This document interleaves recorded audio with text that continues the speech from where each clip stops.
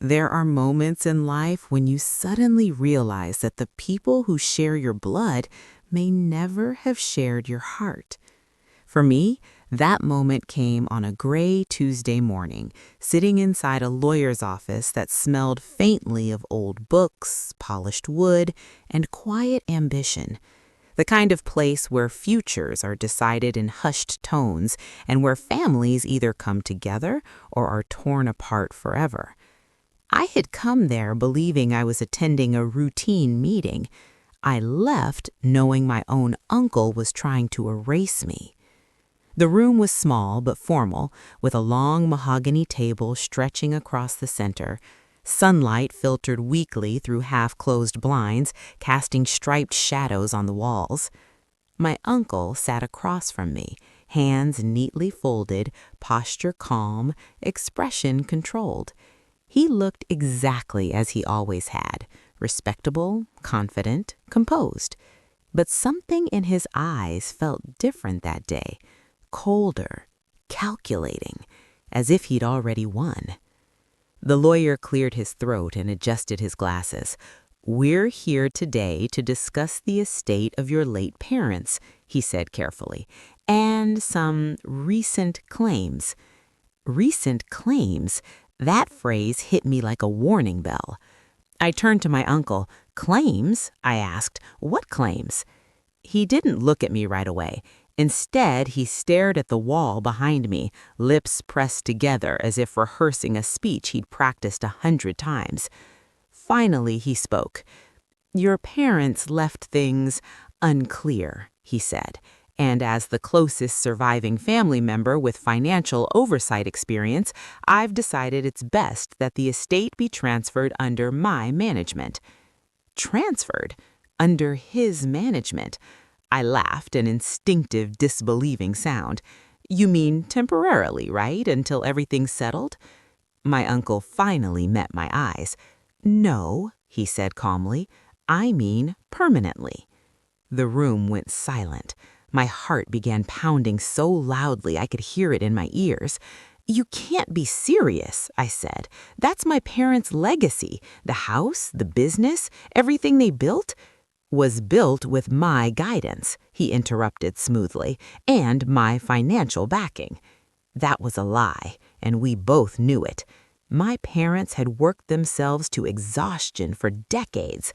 My mother especially, she had been the backbone of our family, juggling finances, raising me, and quietly ensuring that every decision they made was meant to secure my future. She trusted my uncle. That trust, I was beginning to realize, may have been her greatest mistake. The lawyer shifted uncomfortably. "There is also a proposal," he said, "to revise beneficiary allocations." My stomach dropped. "Revise?" I whispered.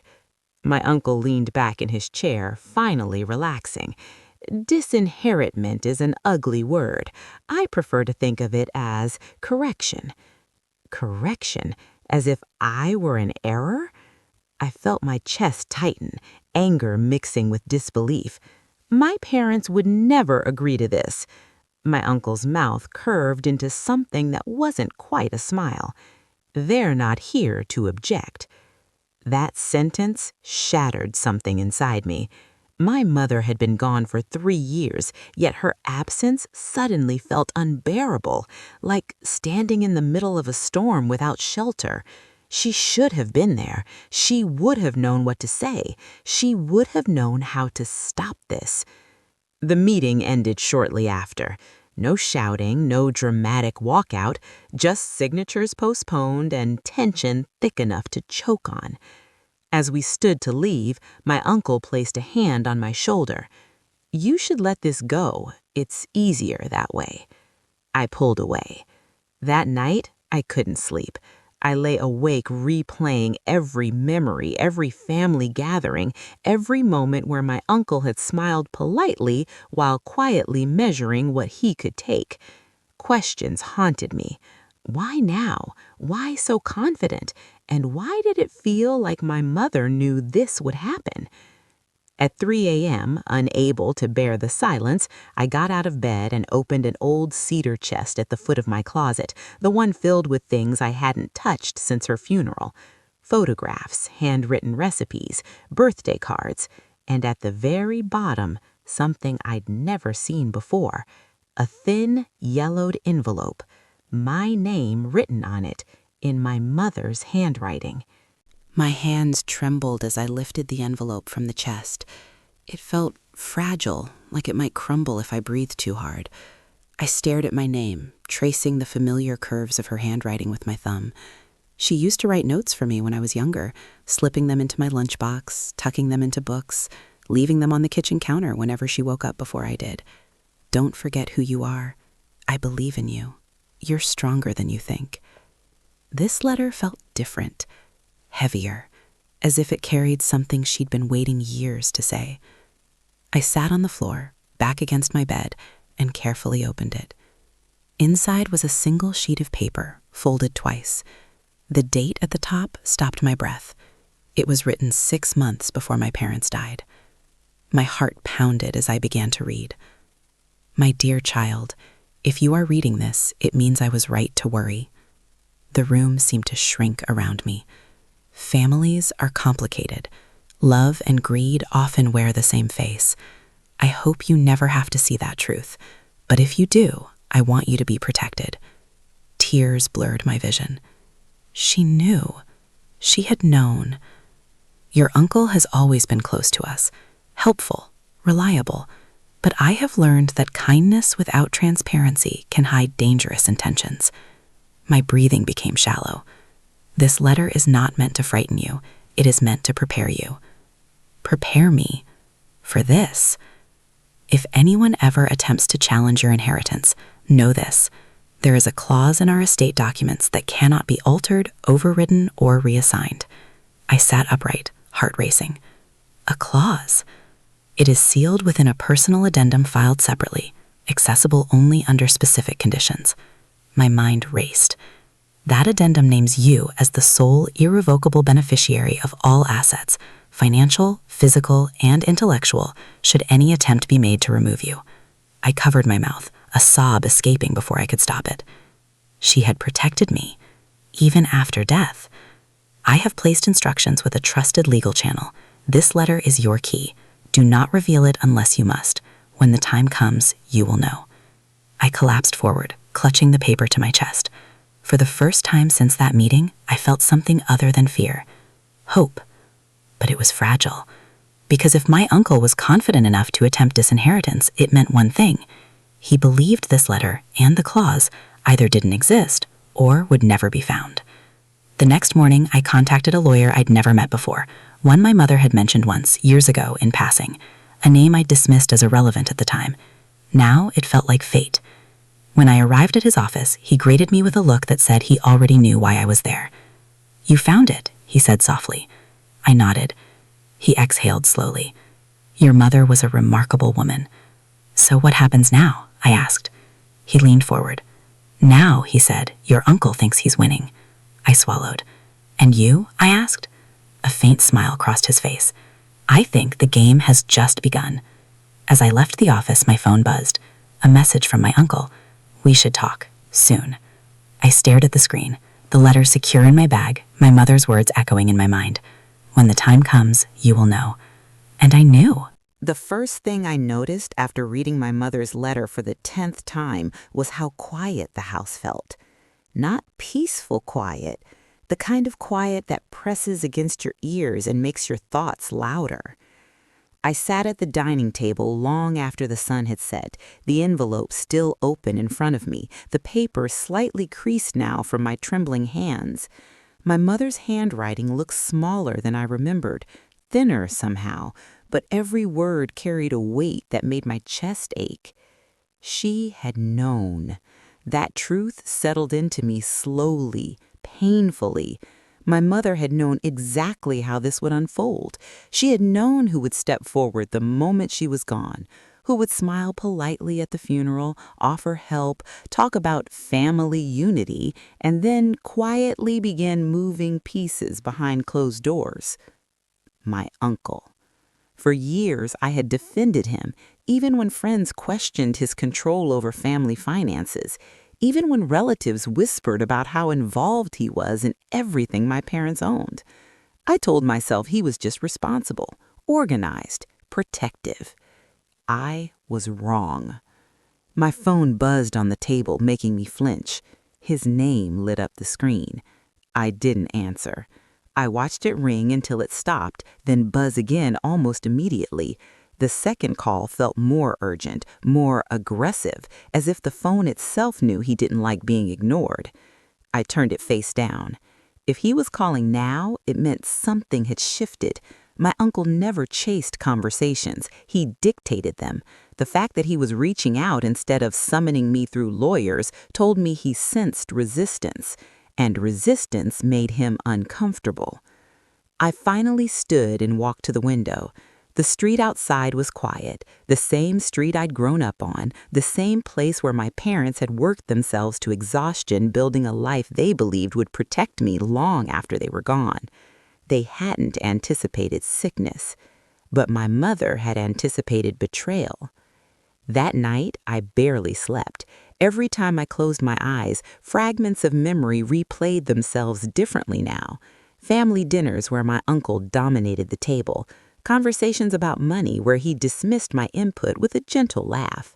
The way he always insisted paperwork was too complicated for me to worry about. I saw it all clearly now. By morning, my phone had 3 missed calls and 1 message. We need to talk. There's been some confusion.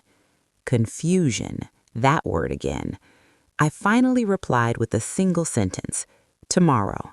Nothing more. Before meeting him, I went straight to Mr. Hale's office. I needed his calm, his logic, his distance from the emotional storm brewing inside me. He read my mother's letter again slowly, even though he already knew its contents. He was very careful, he said at last. This clause isn't emotional, it's defensive. Defensive against him, I said. Yes, he nodded. She anticipated a challenge. What happens if he pushes? I asked. Mr. Hale leaned back in his chair. If your uncle formally attempts to remove you as beneficiary, he said, the clause activates. And then, I pressed. And then, he said, he forfeits any claim he has to the estate, permanently. My breath caught. So if he tries to disinherit me, I whispered, he disinherits himself, Mr. Hale finished. A strange mix of fear and power settled in my chest. Does he know about this? I asked. No, Mr. Hale said firmly, and I strongly advise you not to reveal it. I nodded slowly. That was when I understood something crucial. This wasn't about confronting him. This was about letting him expose himself. When I arrived at my uncle's office later that morning, everything looked exactly the same as it always had. Polished floors, glass walls, expensive furniture chosen to impress rather than comfort. He stood when I entered, arms opening slightly as if expecting a hug. I didn't move. His smile tightened just a fraction. I'm glad you came, he said. You said you wanted to talk, I replied, sitting across from him. Yes, he said smoothly. I want to clear the air. The air feels pretty clear to me, I said. You tried to remove me. He chuckled softly. That's a dramatic way of putting it. Is it inaccurate? I asked. He studied me for a moment, clearly reassessing. You're grieving, he said gently, and grief clouds judgment. No, I said. Control does. His jaw flexed. I'm trying to protect what your parents built. This estate is complicated. They trusted me, I replied. They trusted me, too, he countered quickly. That's why safeguards exist. Safeguards. My heart pounded, but I kept my face neutral. What kind of safeguards? I asked. He hesitated barely, but I caught it. I think lawyers should handle the details, he said abruptly. I stood. I think they already are, I replied. As I walked out, I felt his eyes on me. For the first time in my life, I didn't feel small under his gaze. I felt dangerous. The shift happened quickly after that. Emails from his legal team began arriving within hours, formal, cold, heavy with legal language meant to intimidate. Motions were filed. requests for documentation, subtle accusations disguised as procedure. He had stopped pretending this was about family. Now it was about dominance. Mr. Hale and I spent days buried in records, financial statements, trust structures, old contracts, things my parents had never discussed openly because they never imagined I'd need to defend myself from within my own family.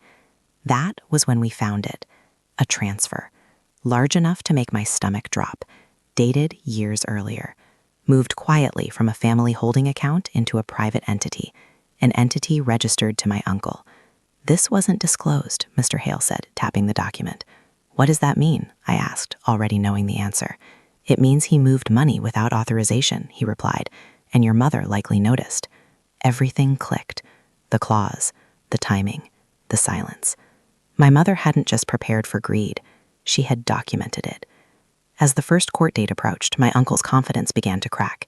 He spoke less, let his lawyer handle questions, avoided my eyes whenever financial history was mentioned. During one hearing, the judge asked for clarification on older transactions. His lawyer deflected. The judge didn't like that. Afterward, my uncle stopped me in the hallway. "You're going to regret this," he said quietly. "I already regret trusting you," I replied. His eyes darkened. "You don't understand how deep this goes." "Then maybe you shouldn't have buried it," I said. That night, my phone rang at 2:17 a.m. Unknown number. I answered. Breathing. Then a voice. Calm, unfamiliar. "Stop digging," it said. The line went dead. My hands shook. That wasn't my uncle. That was someone else. Someone with something to lose. When I told Mr. Hale the next morning, his expression hardened. "When third parties get nervous," he said, "it means money moved further than it should have." "But the letter protects me," I said. "Yes," he replied, "as long as it stands." 2 days later, it disappeared. The original addendum, the one containing the clause, was suddenly missing from the court file. The clerk claimed it had been misplaced during internal transfers. Misplaced. My chest tightened. "If we can't produce the original," Mr. Hale said carefully, "your uncle can challenge its existence." That night, I sat alone, rereading my mother's letter again and again. And then I noticed it. A line I'd skimmed before. "I have left instructions through a secondary channel." Not documents. Instructions. My pulse raced. I knew what that meant, and I knew exactly where to look. But what terrified me wasn't the search ahead. It was the realization that my uncle wouldn't stop now. Because the next morning, as I stepped outside my building, I noticed a car parked across the street, engine running, windows dark, watching. And in that moment, I understood something chilling. This was never just an inheritance fight. It was a reckoning my mother had delayed until I was strong enough to survive it. And I wasn't sure how far my uncle would go to keep the truth buried. I didn't confront the car parked across the street. I wanted to. Every instinct in my body screamed at me to march over, knock on the window, demand answers. But something deeper, something my mother had passed on to me without ever saying it out loud, told me not to react emotionally. People who want to scare you rely on reaction. So instead, I walked in the opposite direction. I took a longer route to my car, circled the block, and watched from a distance. The vehicle stayed where it was, engine still running, dark windows reflecting nothing, no movement, no faces. Waiting. By the time I drove away, the car followed, far enough to pretend it wasn't obvious, close enough to make its presence known. That was when fear truly settled in. Not panic, fear sharpened by clarity. This wasn't just my uncle anymore. Someone else had stepped into the shadows, someone who didn't want questions asked, someone who didn't care about family dynamics or courtroom etiquette. That morning, I didn't go home. I went straight to the place my mother had hinted at, the secondary channel. The phrase echoed in my head as I drove. I have left instructions through a secondary channel. Not documents, not files, instructions. That meant people, or places, or something deliberately separate from the estate. I parked outside my mother's old safety deposit bank, not the one tied to the family trust, a smaller branch she'd used years before her illness, back when everything was still private and uncomplicated. At least, that's what I'd believed. Inside, the air smelled faintly of paper and metal, the same smell I remembered from childhood when my mother would bring me along and ask me to wait quietly while she handled grown-up things. The woman at the counter looked up politely. "How can I help you?" "I'm looking for records," I said carefully. "Old records, under my mother's name." She typed, paused, frowned slightly. "There is something," she said slowly, "but it's unusual." My heart rate quickened. "Unusual how?" "There's a note attached," she said, "instructions to release information only if certain conditions were met." My throat went dry. "What conditions?" She looked at me. "Proof of identity and confirmation of a legal dispute involving the estate." I slid my ID across the counter. Then I handed her the court notice. She disappeared into the back. Minutes passed. Each second felt like a test of my nerves. I kept glancing at the glass doors, half expecting my uncle to walk in, smiling politely, pretending coincidence. Finally, she returned with a small folder. "This was placed here nearly 8 years ago. Your mother was very specific." Inside the folder was a single envelope and a name, not my uncle's, a lawyer I didn't recognize, but below it, in my mother's handwriting, "If you are reading this, it means he has tried to take what was never his." My hands shook. The woman at the counter watched me carefully. "Would you like a private room?" "Yes," I whispered. Inside the small consultation room, I opened the envelope. There was no letter this time. There was a key and an address. I stared at it for a long time. The address was old, industrial, the kind of place people forget exists once businesses move or buildings change ownership. I left the bank with my heart pounding, and that's when I noticed the car again, parked across the street, waiting. This time it didn't follow me when I drove off. That felt worse. I went straight to Mr. Hale's office. "This is bigger than we thought," he said after reviewing everything. "Your mother separated critical information from the estate entirely." "Why?" I asked. "To protect it," he replied. "And you." I showed him the key and address. He frowned. "Whatever this unlocks," he said, "was never meant to be easy to reach." That night, I barely slept. My dreams were fractured, echoes of footsteps, doors opening into darkness, my mother's voice urging patience. By morning, I knew what I had to do. I had to go to the address, alone. The building looked abandoned, paint peeling, windows boarded up, no sign to indicate anything of value had ever existed inside. If I hadn't trusted my mother with every part of my life, I would have turned around, but I trusted her more than my fear. The key fit.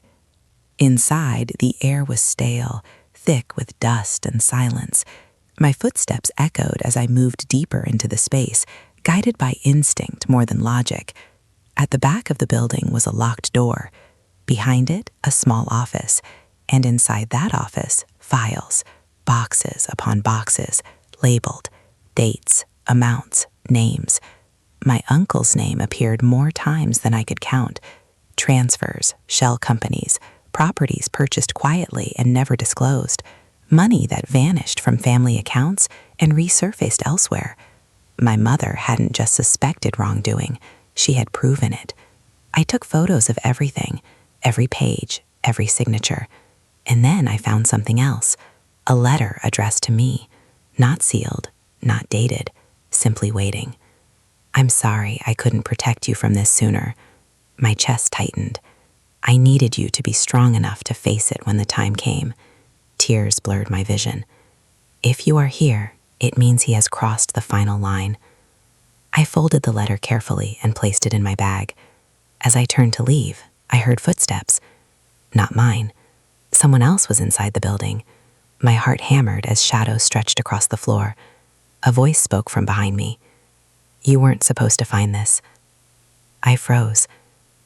Slowly, I turned. It wasn't my uncle. It was his lawyer, and he was smiling. That's when I realized this fight was never just between family. It was between truth and a system built to bury it. And I had just stepped directly into its path. For a moment, I couldn't move. The sound of his voice, calm, controlled, almost polite, cut through the silence of the abandoned building like a blade. My heart slammed against my ribs so hard I thought he could hear it. The lawyer stood a few feet away from me, hands relaxed at his sides, as if we'd just run into each other at a cafe instead of a forgotten warehouse full of buried secrets. "You weren't supposed to find this," he repeated. I forced myself to breathe, slowly, deliberately. Fear wanted control, but I refused to give it that satisfaction. "Funny," I said, my voice steadier than I felt, because it was left for me. He smiled faintly, the kind of smile that didn't reach the eyes. "Your mother was thorough," he admitted. "I'll give her that." That confirmation hit harder than the threat itself. So he knew. They all knew. "How long?" I asked. He tilted his head. "Long enough." I glanced toward the door behind him. He noticed. "You won't get far," he said calmly, "not with what you're carrying." My hand tightened around my bag instinctively. "This isn't yours," I said. "None of it is." He laughed softly. "Ownership is a flexible concept," he replied, "especially when paperwork disappears." My stomach twisted. "Did you take the addendum?" I asked. He didn't answer directly. "Your uncle didn't want to hurt you," he said instead. "He just wanted control." "And you?" I asked. "What do you want?" He stepped closer. "Stability," he said, "for everyone involved." "By stealing from a dead woman?" I snapped. His expression hardened. "Careful," he warned. "Emotion clouds judgment." That word again, emotion, the same excuse they always use to dismiss me. I backed toward the shelves, my eyes scanning for an exit, a weapon, anything. But he didn't rush me. He didn't need to. "You have two options," he said quietly. "Walk away or lose everything." I met his gaze. "My mother already planned for this." He smiled. "She planned for greed," he said, "not consequences." Before I could respond, he stepped aside. "Go, for now." I didn't hesitate. I ran. Outside, the air felt sharp and cold against my lungs. I didn't look back. I didn't stop until I was in my car, doors locked, engine roaring to life. Only then did I break down. My hand shook violently as tears blurred my vision, not from fear alone, but from rage, from betrayal, from the realization that this went far deeper than family drama or inheritance disputes. This was organized, intentional, and dangerous. I drove straight to Mr. Hale's office. When I told him everything about the lawyer, the files, the threat, his face went pale. "This changes the scope entirely," he said. "You're not just fighting your uncle anymore." "I know," I whispered. He leaned forward. "We need to secure those documents immediately, and we need protection." "Protection," I echoed. "Yes," he said gravely, "because if they're willing to intimidate you, they'll escalate." That night, I didn't go home. I stayed with a friend across town, my phone on silent, my mind racing. Every sound outside made my heart jump. Every shadow felt like a threat. Around midnight, I checked my messages. There was one from my uncle. "You're making this harder than it needs to be." I didn't reply. I couldn't, because deep down, I knew he wasn't done. The next few days blurred together in a haze of tension and preparation. Mr. Hale arranged for copies of the files to be stored securely. We contacted an independent forensic accountant, a private investigator, people whose job it was to follow money trails others tried to erase. Each new discovery confirmed the worst. Millions moved quietly over years. Properties hidden behind shell companies. Accounts opened and closed without disclosure. My uncle hadn't just dipped into family funds. He had built an empire with them, and he had done it believing no one would ever challenge him. Court resumed sooner than expected. This time the atmosphere was different, heavy, charged. When my uncle entered the courtroom, he didn't look at me. His lawyer whispered urgently in his ear. Across the aisle, I noticed the same man from the warehouse seated calmly, flipping through documents, watching me. When proceedings began, Mr. Hale presented evidence carefully, just enough to raise questions without revealing our full hand. The judge's expression shifted from neutral to concerned. My uncle's lawyer objected repeatedly. The judge overruled. And then something unexpected happened. The judge requested a recess. In chambers. With both legal teams. My stomach churned as they disappeared behind closed doors. Minutes stretched into an hour. When they returned, the judge's tone had changed. There are serious concerns regarding financial disclosure, he said. This court will require a full audit. My uncle's face drained of color. An audit. That was his nightmare. Outside the courtroom, he finally confronted me. You think you've won? He hissed. No, I said quietly. I think the truth has. You don't know what you're destroying, he said. I know exactly what I'm uncovering, I replied. That night, my phone rang again. Unknown number. I didn't answer. A voicemail followed. You're running out of time, the voice said. I deleted it. Because something had shifted. Fear was still there, but it wasn't no longer in control. They were reacting now, which meant they were losing. But victories come at a cost. The private investigator called 2 days later. There's something you should know, he said carefully. What? I asked. Your uncle isn't acting alone, he said. He never was. My chest tightened. Who else? There are investors, he said. Powerful ones. People who don't want their names anywhere near a courtroom. My thoughts raced. And the lawyer? I asked. He's their gatekeeper, the investigator replied. And he's very good at cleaning messes. That night, I found something slipped under my door. No envelope, no signature. Just a single sheet of paper. On it, one sentence. Walk away, or the letter disappears forever. My hands trembled. They knew. They knew about the secondary channel. They knew what it meant, and they were willing to erase it. I sat on the floor for a long time, staring at the words. Then I picked up my phone and called Mr. Hale. I'm ready, I said. Ready for what? He asked. To stop reacting, I replied, and start exposing. Because if they thought intimidation would silence me, they had no idea what my mother had prepared me to do. The moment I said I was ready, everything changed. Not outside, inside me. Fear didn't disappear, but it stopped leading. For the first time since my mother's death, I wasn't reacting to threats or scrambling to protect myself. I was moving forward with intent, purpose, direction. My mother hadn't just left me evidence. She had left me timing. Mr. Hale came over that same night. He didn't bring files, he didn't bring papers, just himself, and a look I'd never seen on his face before. This won't stay clean anymore, he said as soon as the door closed.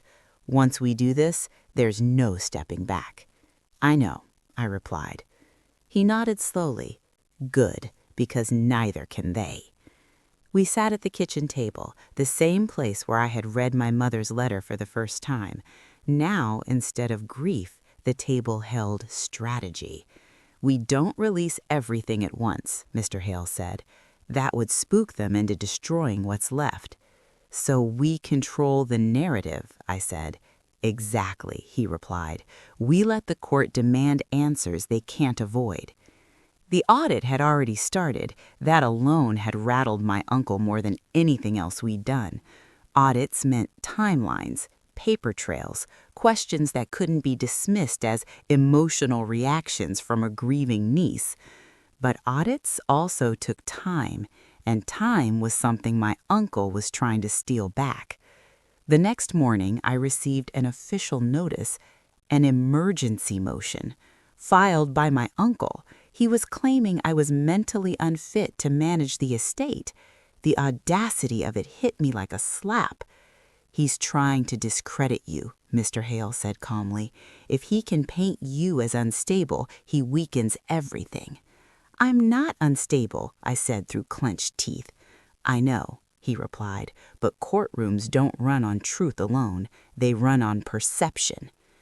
That day, I walked into the courthouse with my head held high. Cameras were there now, nothing major, but enough to feel the shift. This wasn't a quiet family dispute anymore. This was becoming a story. Inside, my uncle avoided looking at me. His lawyer did all the talking, presenting documents, questioning my decisions, suggesting that grief had clouded my judgment. I listened. I didn't interrupt. I didn't react, because this time we were ready. When it was our turn, Mr. Hale spoke slowly, deliberately. He didn't defend me emotionally. He defended me factually. He presented records of my involvement in the estate, proof of my competence, independent evaluations, clear, calm evidence. Then he did something unexpected. He requested that my uncle's personal financial disclosures be added to the audit. The room went still. My uncle's lawyer objected immediately. The judge raised a hand. Given the allegations and irregularities already uncovered, this request is reasonable. My uncle's face went pale. That was the first crack. Outside the courtroom, he finally exploded. "You think humiliating me will fix this?" he snapped, grabbing my arm. I pulled away instantly. "Don't touch me," I said sharply. "You don't understand the forces you're messing with. You're risking everything." I looked him straight in the eye. "You already risked everything. You just didn't expect me to notice." That night, the threats escalated. Emails, voicemails, anonymous messages warning me to stop. But mixed among them were something else. Leaks. Someone had tipped off a financial journalist. Small details started appearing online. Questions, speculation. My uncle's carefully built image was beginning to fracture. The call came late, not from an unknown number, from my uncle himself. I almost didn't answer. Almost. "What do you want?" I asked. There was silence on the line at first. Then his voice, tired, stripped of arrogance. "This has gone too far," he said. "You took it too far years ago," I replied. "I can make this end," he said, "right now." "By telling the truth?" I asked. A pause. "No," he admitted, "by settling." I laughed bitterly. "You can't buy silence anymore." "I can protect you," he said, "from what's coming." That sentence chilled me. "From who?" I asked. Another pause. "People who don't forgive exposure," he said quietly. "So it's true," I said. "You weren't alone." "No," he replied. "I was useful." The honesty shocked me more than the threats ever had. "You stole from us," I said. "From my parents." "Yes," he said, and I justified it every day by telling myself I was building something bigger. "You destroyed us," I said.